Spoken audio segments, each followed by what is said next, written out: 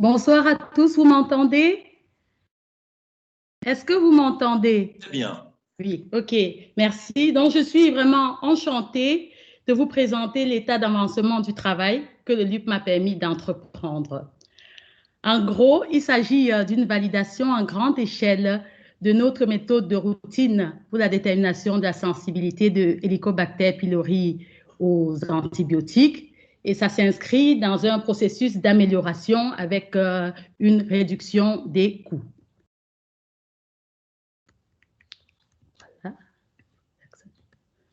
Donc, après une introduction où je présenterai la bactérie, je vais situer le contexte de l'étude, présenter les objectifs, les matériels et méthodes, les résultats préliminaires, les conclusions et les perspectives.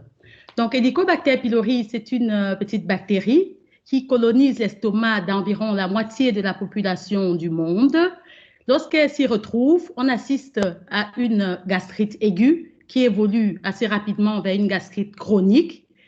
Heureusement, pour la majorité des personnes infectées, plus de 70%, ça reste asymptomatique. Mais pour ceux qui sont symptomatiques, la pathologie la plus fréquente, c'est des ulcères gastro-duodénaux sur 10 à 15% des patients. Chez les malchanceux, on peut aller jusqu'au cancer gastrique et dans un plus petit nombre de cas, à un lymphome de Malte. Donc, pour pouvoir dire qu'un patient est infecté, on a différentes méthodes de diagnostic qui existent, les non invasives d'une part et les méthodes invasives qui nécessitent de passer par une endoscopie et une biopsie gastrique. C'est dans ce groupe que l'on retrouve la culture qui est le sujet du jour parce qu'elle a le gros avantage, même si elle est invasive, de pouvoir permettre justement de déterminer la sensibilité aux antibiotiques. Et également, lorsqu'on a des souches, on peut procéder à de nombreuses études de recherche et développement. Donc, une fois qu'on est infecté, qu'on est symptomatique, il faut traiter, il faut l'éradiquer. Et le principe, c'est d'associer à un inhibiteur de la pompe à protons au moins 2 antibiotiques pendant une durée allant actuellement de plutôt 10 à 14 jours. Donc, il y a quelques antibiotiques qui sont proposés. Celui qui est le plus efficace, c'est la clarithromycine. Les autres assez utilisés dans notre population, c'est le métronidazole, amoxicilline, tétracycline et les sels de bismuth et depuis peu les fluoroquinolones et notamment la lévofloxacine. Donc, quand on fait un traitement, il est conseillé évidemment de confirmer 5 semaines après l'arrêt du traitement si l'éradication a bien fonctionné. Et en général, on utilise le test respiratoire ou bien la recherche d'antigènes dans les selles. C'est très difficile de traiter ces patients. Nous sommes confrontés à de très nombreux cas d'échecs d'éradication. Les principales causes de ces échecs sont le manque de compliance, donc c'est beaucoup de molécules à prendre avec beaucoup d'effets secondaires et également une grosse part non négligeable donc de résistance aux antibiotiques, d'où le sujet du jour. Pourquoi est-ce que j'ai proposé ce travail? En fait, ça réside sur la publication qui est présentée sur cette diapositive. Donc, je voulais mettre à disposition des gastroentéristes primaires aux molécules justement qu'ils utilisent. Ainsi, lorsqu'ils veulent procéder à un traitement empirique, c'est-à-dire sans passer par la culture et antibiogramme, qu'ils sachent par rapport à l'état actuel des résistances, qu'est-ce qu'ils peuvent utiliser comme molécules. Ça n'a pas été facile de publier ce papier pour la simple raison que 2 des 3 reviewers m'ont dit qu'il ne fallait pas que j'utilise la méthode de diffusion de disques puisque actuellement, au niveau de l'EUCAST, on a les breakpoints que pour la détermination des CMI. Donc, si j'avais suivi cela, j'aurais tout simplement pas pu publier puisque la majorité de mes résultats, pour la majorité des tests de sensibilité au laboratoire, nous utilisons la méthode de diffusion de disques. Donc, j'ai dû développer une stratégie de défense pour pouvoir les convaincre qu'il fallait publier le papier avec l'aide de la firme des distributeurs des disques Roscoe et autres. Donc, et finalement, ce fut houleux, mais vous voyez, ils ont reçu en avril je me suis préparée et finalement, quand j'ai soumis la réponse aux reviewers en fin juillet, ils ont immédiatement accepté de publier. Et c'est de là qu'est m'est venue l'idée. Je suis tout de suite allée retrouver Marie en disant, je pense que ce serait bien que nous prouvions à la communauté scientifique que ce que nous faisons au laboratoire est tout à fait valable, même si le CAST n'a pas encore défini les breakpoints pour des disques de diffusion. Donc, l'objectif principal de cette étude était donc de pouvoir comparer notre méthode à la méthode par détermination des CMI et notamment les ITEST, puisque c'est beaucoup plus facile à réaliser, et ensuite voir s'il faut modifier ou pas nos breakpoints pour pouvoir avoir une meilleure concordance avec justement ce que donnent les e-tests et proposer alors un protocole en routine qui pourrait, par exemple, dans certains cas, dire que pour des zones grises, on pourrait utiliser l'un ou l'autre e-test pour affiner le résultat. Et tout cela pour pouvoir arriver, évidemment, à une réduction de coûts, puisqu'il y a une différence d'à peu près, ça coûte 20 fois plus cher un e-test par rapport à un disque. Et pour une souche d'Helicobacter pylori, il faut tester 5 antibiotiques. Donc, évidemment, pour pouvoir être confortable par rapport à cela, la publication ici est très importante de pouvoir justement valoriser ce travail. Ainsi, les prochaines fois, lorsque nous dirons que nous avons utilisé la diffusion de disques, on fera référence à cette validation à l'âge échelle que nous aurons fait. Je dis l'âge échelle, pourquoi? Parce que la culture d'Helicobacter pylori est très, très difficile à partir des biopsies gastriques. Ça prend plusieurs jours. On peut aller même jusqu'à 14 jours pour que ça pousse. Et après cela, il faut encore 2-3 jours pour faire des antibiogrammes. Et nous souhaitons le faire sur un très, très grand nombre de souches, 500. Pour ce type de travail, c'est énorme. Et les molécules à tester sont celles qui sont testées actuellement en routine, c'est-à-dire amoxicilline, clarithromycine, lévofloxacine, métronidazole et tétracycline. Et dans le cadre de l'étude, j'ai rajouté également la rifampicine. C'était entre autres aussi parce que c'est une alternative pour les traitements et qu'en général, nous testons par 2 dans une boîte. Donc, du coup, économe que je suis, on se retrouvait avec toujours le même nombre de boîtes de 3. Donc, on compare d'une part les disques de diffusion et d'autre part les tests. Donc, la seule différence entre les deux méthodes, c'est ce support d'antibiotiques qui est donc d'une part ces tests assez coûteux et d'autre part les disques Roscoe qui sont bon marché. Donc, 500 souches et il faut des ressources. Donc, l'idée, c'était d'avoir 2 étudiants, justement, technologues en fin de parcours, en formation de technologue pour pouvoir effectuer leur travail de fin d'études.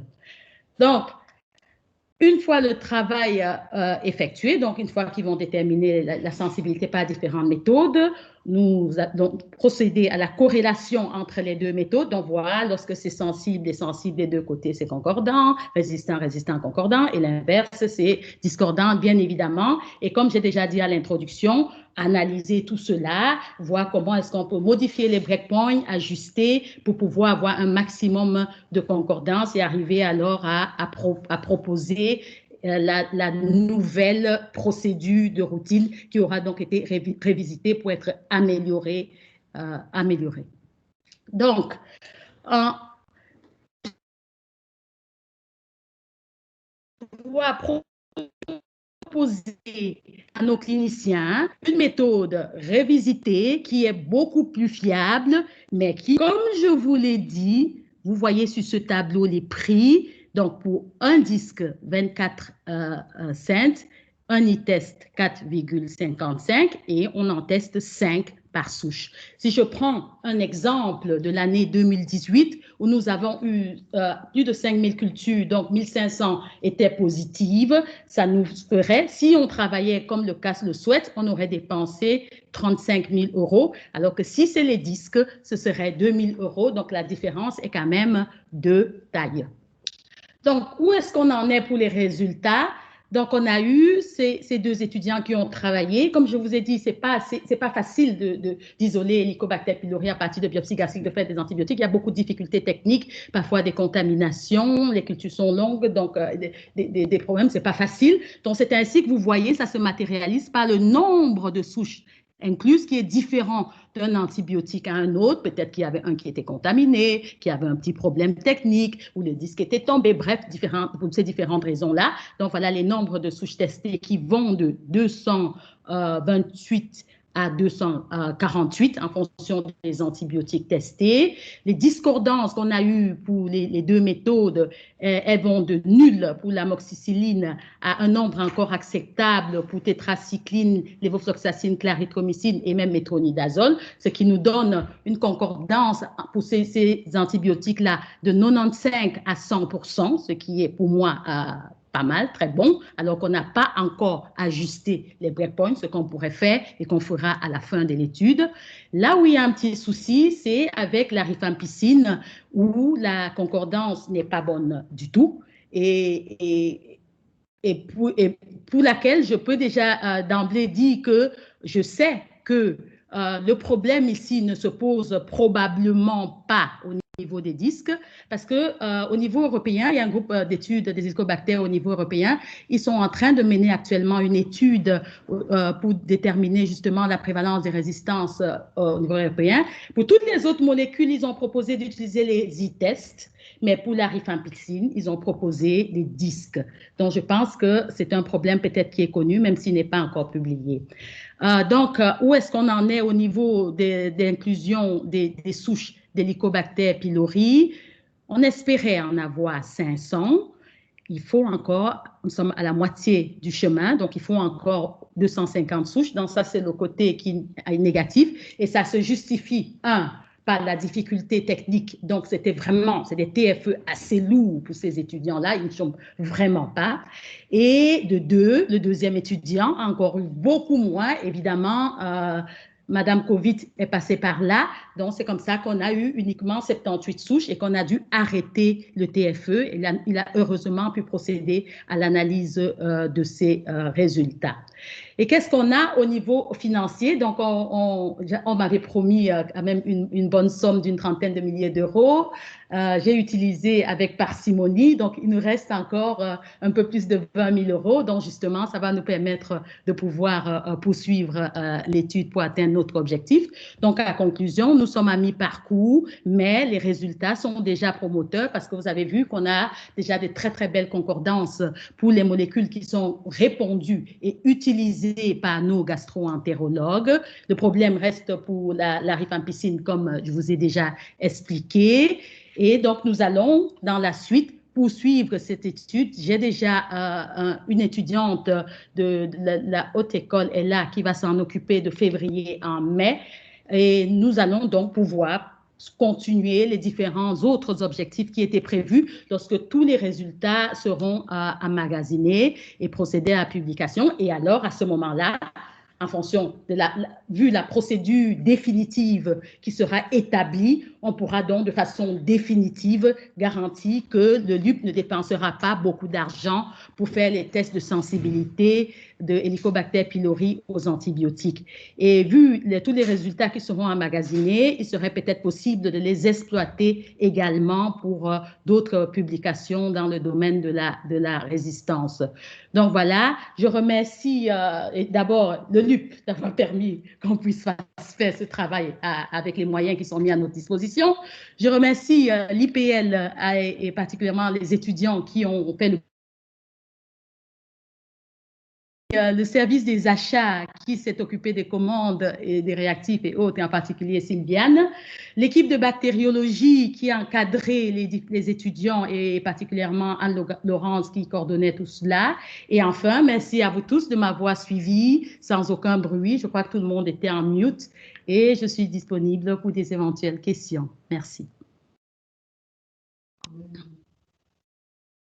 Nous aussi, on te remercie, Yvette, pour cette très belle présentation dans la bonne humeur et très animée, et qui fait plaisir à voir. C'est tout à fait agréable de voir que ce travail et cet investissement se prolongent dans les années. Toutefois, tu n'as pas suscité de questions encore, ce qui va nous permettre donc de passer à la présentation suivante. Je vois toutefois une question qui a été posée en chat, mais Julia, je t'en prie, prends la parole, ça nous permettra d'entendre quelqu'un de l'assistance. peux activer ton micro et nous la poser de vive voix. Oui, bonsoir. Bonsoir. Bonsoir, Julia. Bonsoir, Yvette. Une petite question, c'était justement, je me demandais comment est-ce que tu expliques la différence qu'il y a significative avec la rife en piscine? Justement, moi, je compte analyser cela plus tard. Donc, il faut savoir que toutes nos souches d'Helicobacter pylori isolées au laboratoire depuis des années, sont frisées, sont congelées.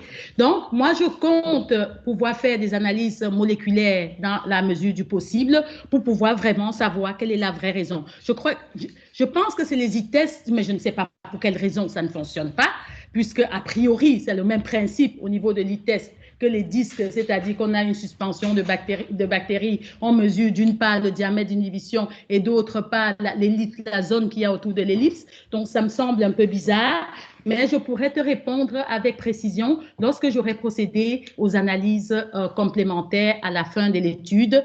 Lorsque le groupe européen a décidé d'utiliser les disques, je n'ai pas été conviée à l'étude, mais on m'a soumis le protocole. J'ai vu, ils n'ont fait aucun commentaire par rapport à cela. J'ai demandé au labo de référence ce qu'ils utilisent. Ils m'ont dit qu'eux aussi, c'est les disques, mais ils ne savaient pas pourquoi est-ce que le groupe européen avait choisi les disques pour l'étude et les e-tests pour toutes les autres molécules. Merci. Merci Julia, merci Yvette. Alors je vois également une main levée, celle de mon vieil ami Guy Zotta. Guy, vas-y, allume ton micro et exprime-toi. Il est bon? C'est bon. Oui. Oui, mais je voulais poser, c'est peut-être pas l'objet du sujet d'Yvette, mais quand on est à l'extérieur de l'hôpital, pour vous envoyer par exemple les Helicobacter pylori, les biopsies, les conditions de transport, puisque c'est un sujet, les conditions de transport souvent sont compliquées. Est-ce que vous avez une idée là-dessus? C'est peut-être pas l'objet du sujet, hein. C'est pas l'objet, mais je suis très contente que vous posiez la question parce que chaque fois que je peux donner des conseils au niveau préanalytique pour Helicobacter, c'est avec plaisir. Nous effectuons énormément de cultures. Je suis triste de voir que certaines d'entre elles sont répondues négatives tout simplement parce que les prélèvements sont arrivés étant tout chauds. Donc, ça ne sert à rien. Helicobacter pylori, c'est une bactérie très fragile. C'est l'un des rares prélèvements qui, avant la culture, doit être congelé. Donc, nous, au laboratoire, dès que nous recevons les échantillons, même s'ils étaient frais au moment de la réception, nous les mettons au congélateur jusqu'au jour où nous allons procéder à la culture. Par exemple, puisque nous traitons tous les échantillons de nos hôpitaux partenaires, on s'est arrangé pour que ceux d'Erasme nous parviennent le jour de l'ensemencement. Donc, on est sûr qu'ils sont dégelés une fois et immédiatement traités. La viabilité dans de l'eau physiologique, c'est de l'ordre de 3 à 4 heures. La viabilité dans des frottis à gel que vous utilisez probablement, c'est de l'ordre de 24 à 48 heures au frigo. Et si vous passez ceux de lait, de glace, il faut friser, il faut utiliser des blocs de glace. Nous travaillons en collaboration avec la Clinique de l'Europe qui fait ça très bien. Ils emballent tous les prélèvements avec des espèces de petits blocs et ça nous arrive bien frais. La chaîne de froid est bien respectée. Et lorsque ce n'est pas respecté, souvent, si vous nous envoyez des échantillons, vous allez voir parce qu'on a parfois des contaminants. Et je demande de répondre aux fleurs de contamination pour attirer votre attention sur le fait que c'est peut-être justement parce que ça n'a pas été bien conservé. Merci.